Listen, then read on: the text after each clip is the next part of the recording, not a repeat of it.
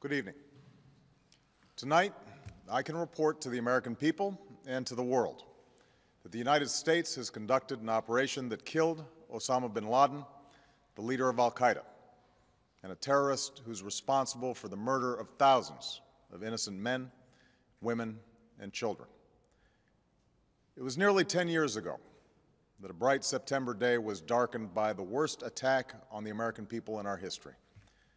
The images of 9/11 are seared into our national memory.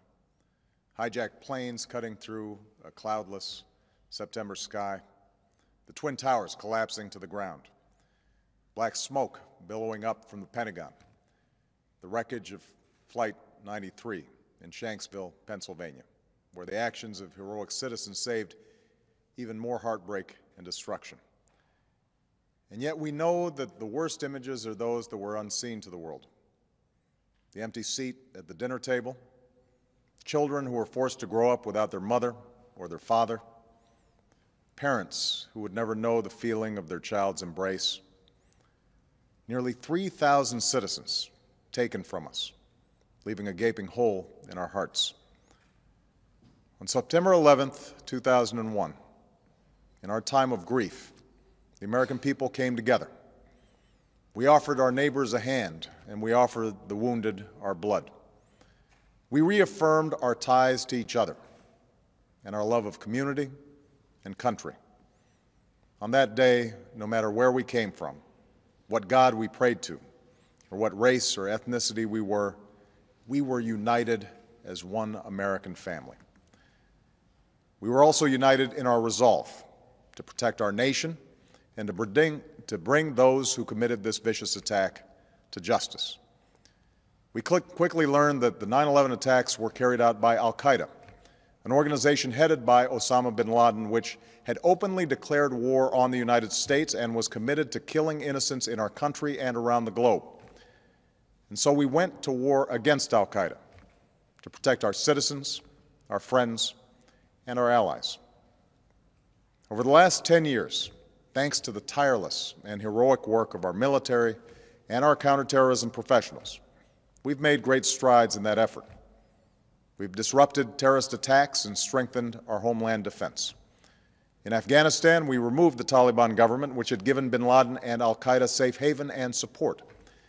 And around the globe, we worked with our friends and allies to capture or kill scores of al-Qaeda terrorists, including several who were a part of the 9/11 plot.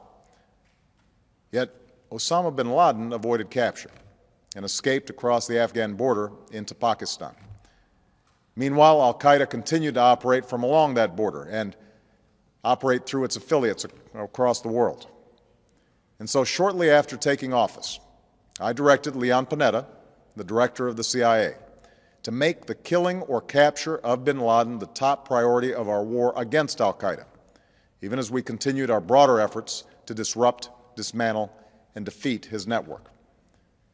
Then, last August, after years of painstaking work by our intelligence community, I was briefed on a possible lead to bin Laden. It was far from certain, and it took many months to run this thread to ground.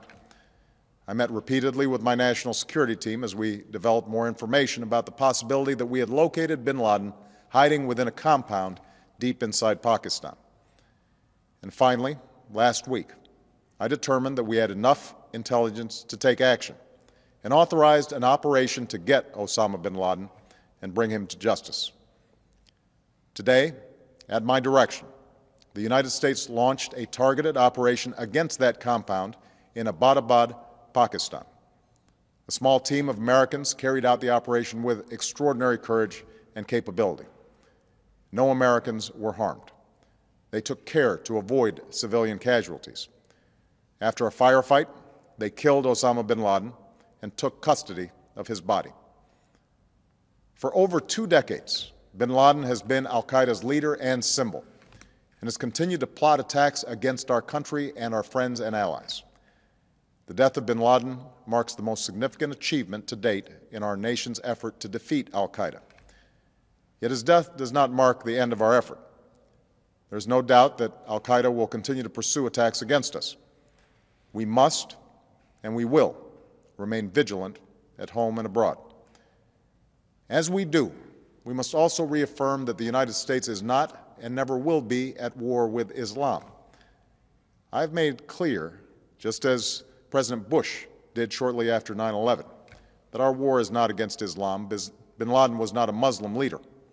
He was a mass murderer of Muslims. Indeed, al-Qaeda has slaughtered scores of Muslims in many countries, including our own. So his demise should be welcomed by all who believe in peace and human dignity. Over the years, I've repeatedly made clear that we would take action within Pakistan if we knew where bin Laden was. That is what we've done. But it's important to note that our counterterrorism cooperation with Pakistan helped lead us to bin Laden and the compound where he was hiding. Indeed, bin Laden had declared war against Pakistan as well and ordered attacks against the Pakistani people. Tonight, I called President Zardari, and my team has also spoken with their Pakistani counterparts. They agree that this is a good and historic day for both of our nations. And going forward, it is essential that Pakistan continue to join us in the fight against al-Qaeda and its affiliates.